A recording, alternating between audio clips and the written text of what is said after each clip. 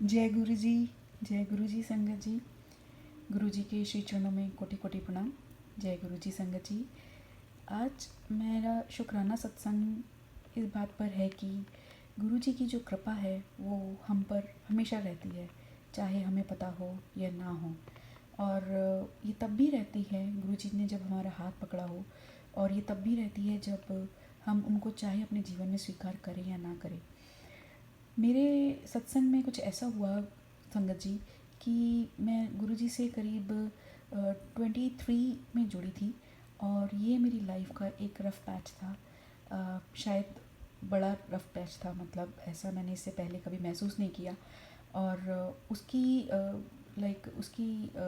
सबसे ज़्यादा जो वर्स्ट टाइम देखने से पहले ही गुरुजी ने मुझे इतना स्मूथली उससे निकाल दिया। तो मैं सच कहती हूँ, तो मैं रफ़ पैच भी नहीं कहूँगी उसको। मेरे को 2024 में एक ड्रीम आता है, मतलब जब हमारा वो थोड़ा बुरा टाइम कह लो आप। मैं तो कहूँगी वो एक डिवाइन टाइम था, मैं बुरा टाइम नहीं बोलूँगी उसको, डिवाइन टाइम था जब मेरे गुरुजी ने हम पर कृपा करी। और मैंने उनकी कृपा को प्रत्यक्ष महसूस करना शुरू करा, और बट मैंने माना नहीं था। तो खैर उस डिवाइन टाइमिंग के दौरान जब मैंने नहीं माना मंद बुद्धि होकर के, मगर गुरुजी ने मेरा हाथ पकड़ लिया था। और मेरे को एक ड्रीम आता है करीब जून में 2024 के, जिसमें मैं इसको ड्रीम इसलिए कह रही हूँ क्योंकि मैं जुड़ी नहीं थी, जैसा मैंने पहले कहा।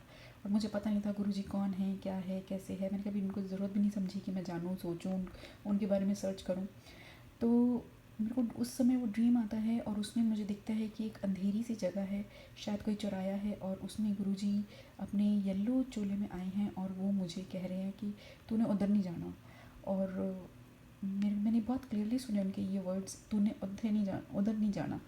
तो और दूसरी तरफ वो पॉइंट आउट करते हैं और मेरे को उस तरफ इशारा करते हैं कि तो उस तरफ चल। और वो मेक श्योर करते हैं, खड़े रहते हैं कि मैं आगे बढ़ूँ और पीछे मुड़ के ना देखूँ।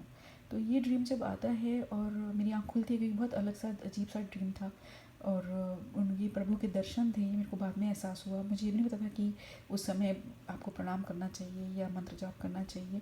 तो मैं कुछ नहीं, मैं एक बदहवासी में उठती हूँ और देखती हूँ टाइम, तो कुछ सुबह का टाइम हो रहा होता है, 3 या 4 बज रहे होते हैं। तो खैर आता है, चला जाती है, आगे बढ़ जाती है बात। 2 हफ्ते बाद मेरी कार का एक बहुत बड़ा रात को 10 बजे एक्सीडेंट होता है, और उस एक्सीडेंट में मेरी कार कम्प्लीटली टोटल हो जाती है। वो आगे से टकराती है ड्राइवर साइड से, कॉर्नर से, और वो चौक होता है, रात का समय होता है। और मेरी सामने वाली कार जो आती है ऑपोजिट साइड से, वो उसमें बुजुर्ग लोग बैठे रहते हैं। तो उस कार को बचाने के लिए मैं थोड़ा सा कर्व मारती हूँ ताकि बच जाए, मगर मेरी कार 360 डिग्री के एंगल पर मतलब घूम जाती है। और आप समझिए कि मतलब कितना बड़ा होगा जब मैं चौक में, आप ये सोचिए कि उस समय ग्रीन लाइट्स भी हो सकती थी, साइडों की दूसरी ग्रीन लाइट्स स्टार्ट हो सकती थी, और मतलब कुछ नहीं हुआ, it was all still for that fraction of a second it happen.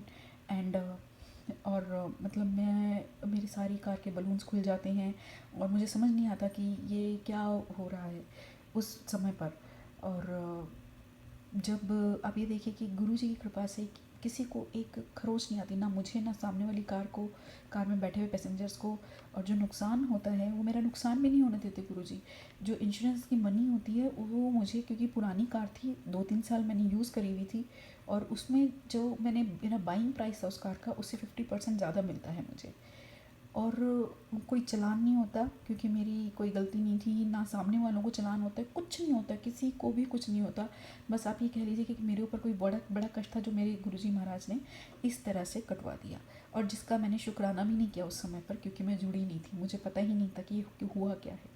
मैं क्षमा चाहती हूँ गुरुजी महाराज, कोटि कोटि शुक्राना मेरी जान बख्शने का, और मेरे सर पर अपनी कृपा बनाने का, मुझे बताने का।